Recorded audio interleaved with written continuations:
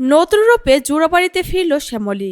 শ্যামলীকে দেখে অবাক হয়ে গেল জোড়াবাড়ির সকলে। কোন গোপনে মন ভেসেছে ধারাবাহিকে নতুন প্রোমো আপডেট নিয়ে চলে এসেছি। চ্যানেলটি সাবস্ক্রাইব করে ভিডিওটিতে একটা লাইক দিয়ে শেষ পর্যন্ত দেখুন। কোন গোপনে মন ভেসেছে ধারাবাহিকে আমরা দেখতে পেয়েছি অনিকেত শ্যামলীকে বাঁচানোর জন্য অনেক রকম ভাবে চেষ্টা করছে, কিন্তু অন্যদিকে অনিকেতের মা কিছুতেই চাচ্ছে না অনিকেত রায়চৌধুরী বাড়িতে যাক আর সেখানে গিয়ে শ্যামলীকে সাহায্য করুক, কারণ ইতিমধ্যে অনিকেত অনেকবারই বিপদে পড়েছে। তাই অনিকেতের মা অনিকেতকে অনেকভাবে বারণ করতে থাকে, কিন্তু অনিকেত তো তার মায়ের কোনো কথাই শুনবে না। অনিকেত তো তার জীবন দিয়ে হলেও চন্দ্রাশিসের কাছ থেকে শ্যামলীকে উদ্ধার করে জোড়াবাড়িতে নিয়ে আসবে। তাই অনিকেত আবারও যায় চন্দ্রাশিসের বাড়িতে।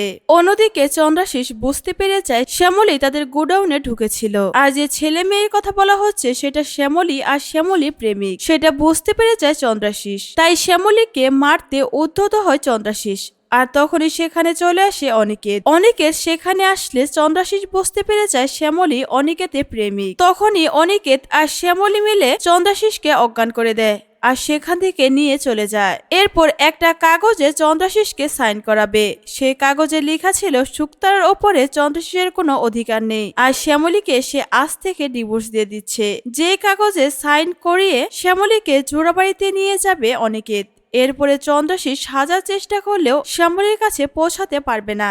শ্যামলীকে জোড়াবাড়িতে নিয়ে গিয়ে বিয়ে করবে অনিকেত। তো ভিউয়ার্স, এইরকমটাই দেখতে পারবেন কোন গোপনে মন ভেসেছে ধারাবাহিকের নতুন প্রোমোতে। এই আপডেটটি আপনাদের কাছে কেমন লাগলো অবশ্যই কমেন্ট করে জানাবেন।